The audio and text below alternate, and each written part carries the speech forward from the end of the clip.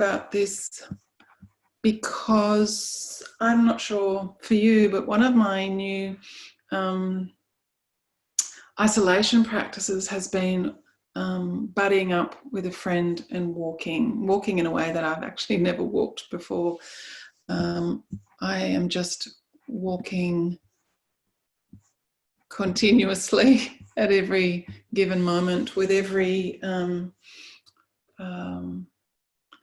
difficult experience I meet with mindfulness. Quite often what that experience wants is to go for a walk. So I've been taking many mind states for a walk, and I've been budding up. It's a lovely way to walk with somebody. I'm often walking with myself, but quite often budding up with someone. And walking side by side with a friend is an incredible practice. Sort of an ancient way of sharing side by side walking. It's quite different than sitting opposite someone and talking. And what I'm noticing, not just with my walking buddies, but with clients and students, is the enormity of the stories that are going around in our minds.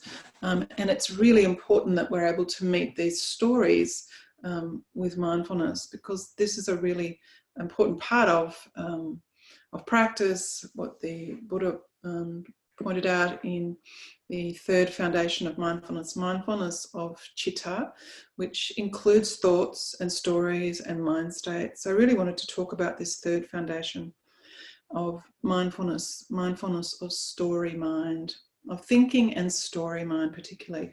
And this Dharma talk is based on a talk that I gave in October on retreat. So some of you, I know, I can see some of you here were on the retreat in October, so you might recognise some of this talk.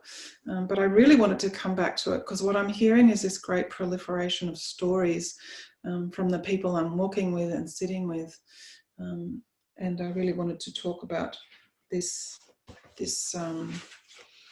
movement of mind when the mind creates stories. And I think when we first sit down to meditate, one of the realizations that we have is this sheer volume and the nature of our own thinking.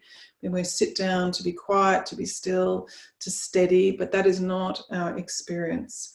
And we're hoping for quiet and for calm, and we're really confronted with an endless train of thinking, of looping thinking, sometimes like a tsunami of thoughts and stories that are going on in the mind, circling and gathering speed and gathering energy, expanding and growing and exaggerating in the mind. And the Buddha was very interested in this, this movement of mind, this multiplication and amplification of mind. And these stories that gather in the mind, they're so convincing. They're so absorbing, they're so compelling, they're really seductive.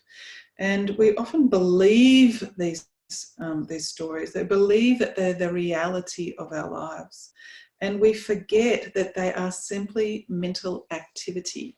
It's simply what a mind does. Have a mind and you will have this experience. And the mind, if you begin to really bring mindfulness to this phenomena of mind, it builds complex maps.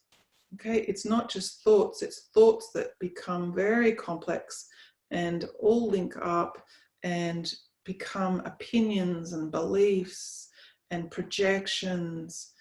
And all these stories in the mind, in our minds, really depend on our past experiences. They're built, the stuff of stories is built on our past experiences, including all the biases in the culture that we live in. So we're taking a lot of information in over many, many experiences, and it builds these complex maps that I'm calling stories. And then we live as if those complex maps are real. We forget that these are stories. And this word sati, mindfulness, means to remember what's going on in the mind, to remember that these are maps created by the mind, created from past experiences. But our mind is so good at building maps that we're absolutely enchanted by these stories. And often these stories are great dramas about our lives and about the world. Amanda, I forgot to tell you to push the record button. I just remembered, but she's right onto it. Okay.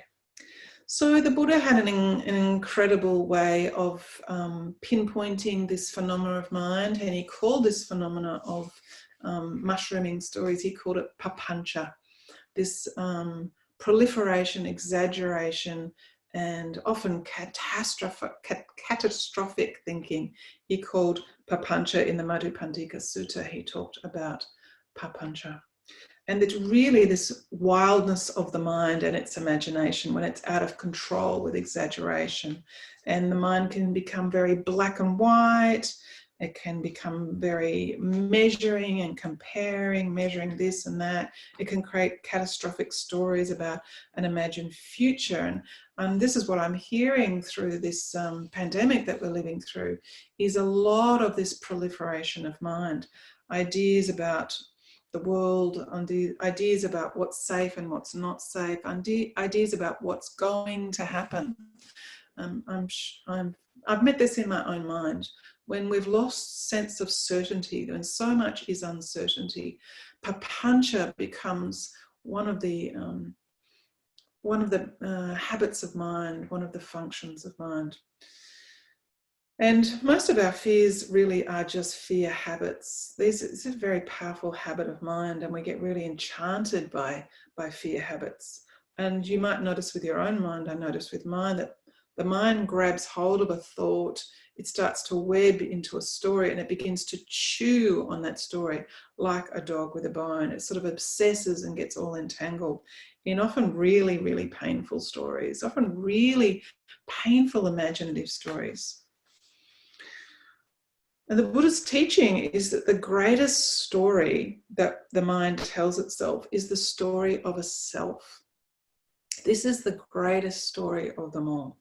And he said this story is a fundamental one that we hear and that we tell. The story of a solid, ongoing, abiding I, me, mine. And he called this phenomenon of mind, he called it ahamkara, self-making. It's a very powerful story to bring mindfulness to, ahamkara, self-making. And the mind creates these stories of self because we want to pin down a sense of control. We want to pin down a sense of substantiality about our lives. Because, in fact, what the Buddha saw deeply is that our experience of our lives is mostly uncontrollable, unsubstantial, and groundless. So you can imagine the mind having even a glimpse of that, wants to shore itself up by creating more and more I stories to try to create a sense of solidity, of security. But the point is that most of our stories are, in fact, I think, self-deceptions. They are really partially manufactured versions of the truth. They have so little base in the immediacy of our direct experience. And we adopt these truths in order to feel a particular way. And these repetitive stories eventually become our beliefs, and many of them are illusion.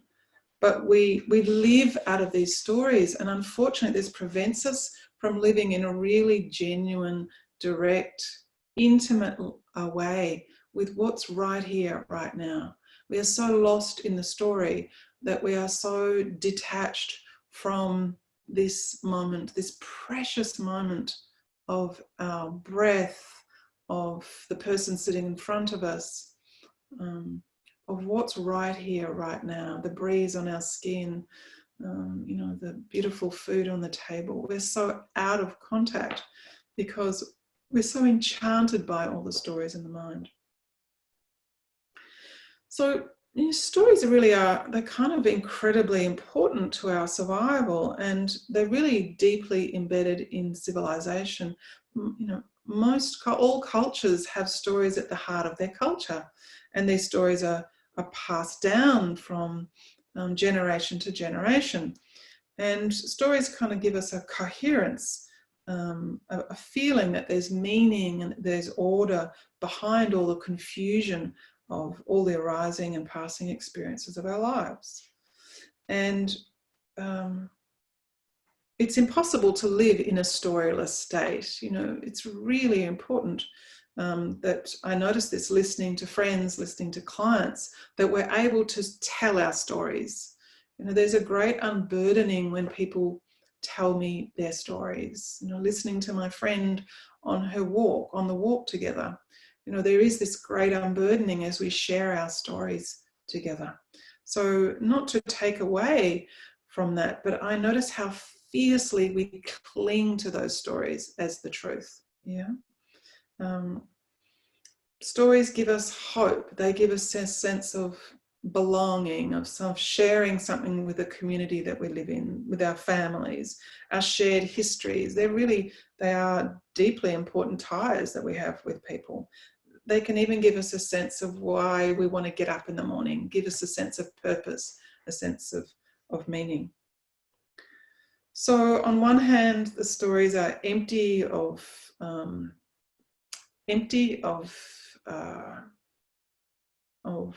how would I put that?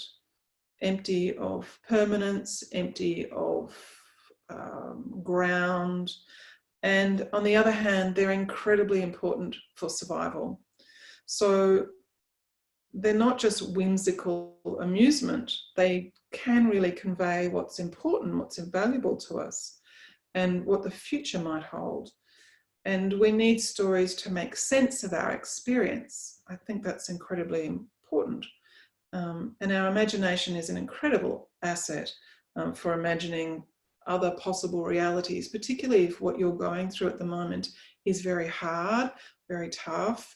I've heard this a lot from friends and from clients and family members, that their circumstances are really, really difficult. So the mind can help us tell stories so that we might have some way out of the present moment, out of what's really difficult, a sense of hope that things are going to be better on the other side when life is really unjust or really difficult. You can see the function of story there. But also I'm noticing during this pandemic that we are really vulnerable to wild speculation, and we're often filling in gaps. I notice my mind filling in gaps, trying to work out what's on the other side of the unknown when so much is out of control. But what often arises with this stickiness of mind, this proliferation of the mind, this papancha of mind, is a lack of clear seeing that this is what's happening in the mind. So there's so often this lack of seeing the ignorance of the mind, the distortion of the mind, the agitation and irritation of mind. So papancha, this proliferation of mind, is not just the volume of the thought, but the way that thinking is framed and the way it's creating often very painful stories that we have to live inside of, stories of praise and story of blaming ourselves, stories of successes and disasters that might unfold.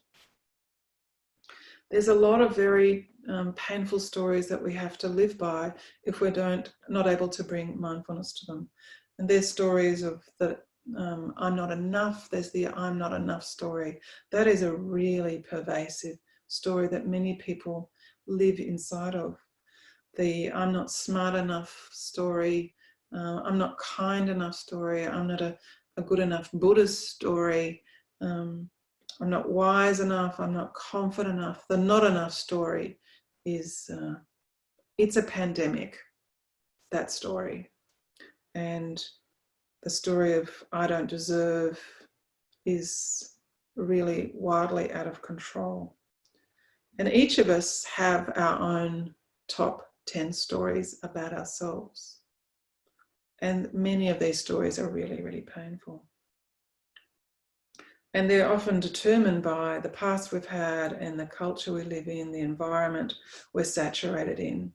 So it's really important as practitioners on the path to bring mindfulness to this phenomena of story making, yeah, and to see stories for what they are, particularly stories about yourself. Yeah. So you might reflect recently on what stories have been building in your mind, what thoughts have been running away with you, expanding perhaps into worst case scenarios, whether you've been sitting with someone imagining worst case scenarios during pandemic time. It becomes a kind of form of entertainment. What could happen? Some elaborate fantasy or tale about the future that we're trying to imagine, on the other side. What's going to happen, when people say to me, what's going to happen when all of this is over? Yeah. What's going to happen at work? What's going to happen at home? And remember that we're highly habituated to this stickiness of thinking, and the media and the newspapers, they're all feeding in to this great story. Our minds are always hungry for drama. People thrive on drama. It's a way of feeling alive. We're so hooked on it. These repetitive narratives. People telling me stories about, someone was telling me a story about the other day about, all the thoughtlessness of people when they're navigating the supermarket space, and what people are doing and what other people are feeling, and how they should be acting and how they should be taking more care, and really entangled stories about other people's behaviours in the street. Even the stories that you might have about your own meditation practice. What stories do you hold about yourself as a mindfulness practitioner, as a Dharma practitioner? Stories that your practice is somehow not up to scratch, or that you should be further along in your practice right now. These stories infiltrate right down into our meditation practice, and we hold on really dearly to the story we have about ourselves as a Dharma yogi on the path. And those stories can be really unhelpful and really be a great obstacle to mindfulness practice. One of the important functions of being caught in stories is really a handy way of not having to feel your inner life. That's one of the functions of stories. It keeps us away from our feelings. We're so entangled in the web of thinking that we don't have to feel. It means really that we're cut off from our own vulnerability and cut off from our own needs when we're so entangled in papancha, in the mind's proliferation. So storytelling is the mind's way of avoiding feelings, or simply getting away from the present moment. Being present with what might be arising, some sadness, some grief, some hurt, some loneliness. We can get really swept away by the drama in our own life. And stories often take root as imagination about our futures, as I mentioned before, abstraction about the future, what might happen, what's going to go wrong in the future. And this can be really set up for suffering, all the awful things that might happen. So we really need to understand the power of stories the mind tells us, and really be able to differentiate them from what's right here, right now. As we're doing breathing meditation, you might have noticed how thoughts fabricate into a story and pull you away from the utter beauty and simplicity of the breath. When you're completely lost and out of touch with the breathing in and the breathing out. Lost in a kind of dream of story mind. Lost in a narrative about I, me, my practice. We're dreaming ourselves into existence rather than being just really intimate with the body breathing, with the simple beauty of this breathing body. So by applying mindfulness to the unfolding conditions of the moment, you might be able to catch yourself reacting and caught up in this web, realizing that there's a painful story running in your mind. And you might do this on the cushion, or you might do it just as you're walking around at home, working at home, moving through your day with your family, or even when you're online with people, listening to others online, noticing that your mind is caught up in a narrative, in a tangled web narrative. I'm sitting here covered by a rug that I crocheted last year, and I'm looking at the web. I was looking down at this vast web of all these knots that I made to build this rug. You know, can you notice when your mind is caught in a web, in a trap of that kind of thinking? Bring mindfulness to that web that you're caught up, realizing that there's a painful story running in your mind, realizing that you're upsetting yourself by getting caught in these stories, by giving these stories authority, by believing in these stories. And then with awareness on board, you can drop the story. You can step back, just expand and soften, take a breath, and realize and know that this narrative is not helping you, that it's really a web of great dukkha, of great suffering, that you want to spare yourself unnecessary suffering. And perhaps the next time you might catch that fabrication of mind a little bit earlier.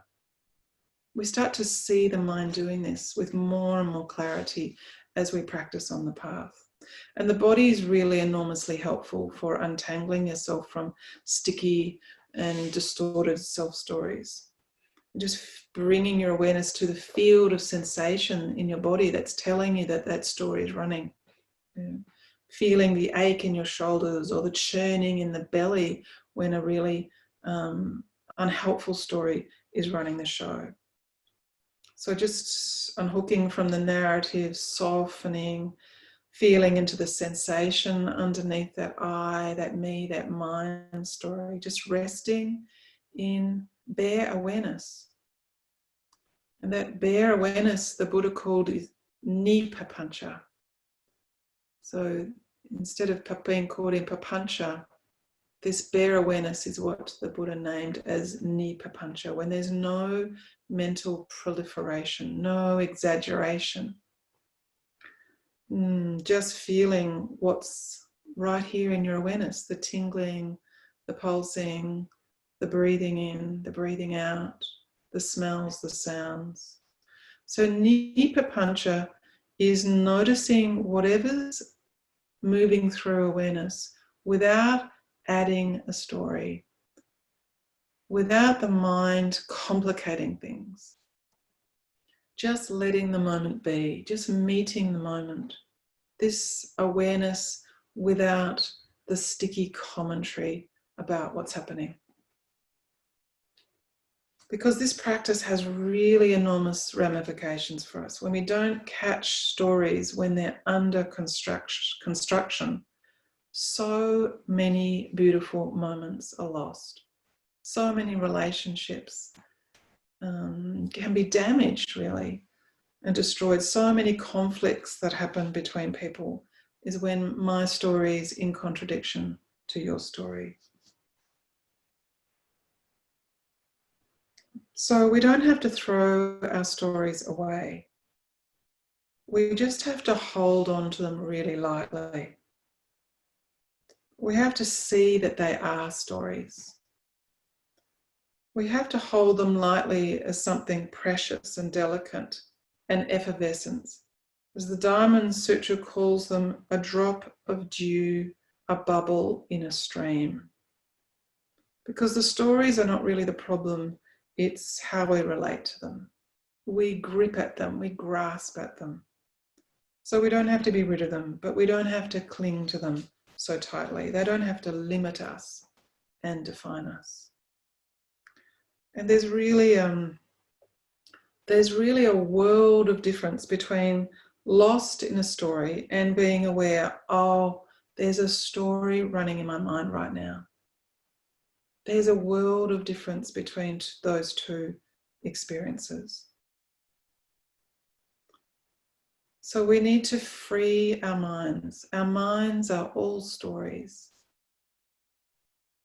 And when we're freed from the web of fabrication, of painful stories about ourselves and about others, mindfulness can just see into the fleeting beauty of the moment, the utter vulnerability of the arising and passing breath or sound or face of a loved one, the arising, passing of all phenomena and its amazing, mysterious dance.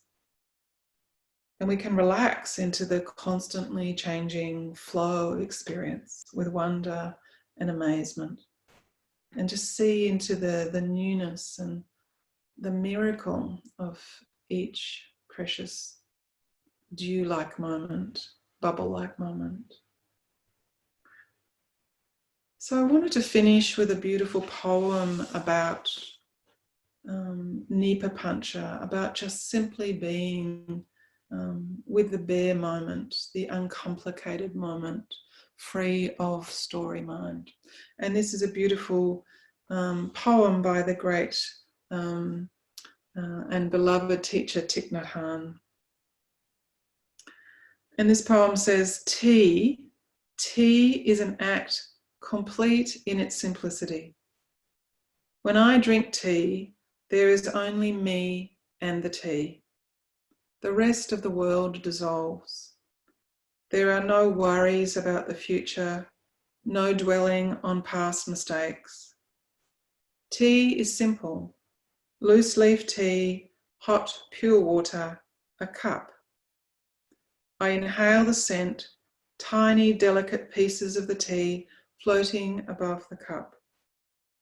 I drink the tea, the essence of the leaves becoming a part of me. I am informed by the tea, changed. This is the act of life in one pure moment. And in this act, the truth of the world suddenly becomes revealed. All the complexity, pain, drama of life is a pretense, invented in our minds for no good purpose. There is only the tea and me converging. Free your mind. Your mind is all stories.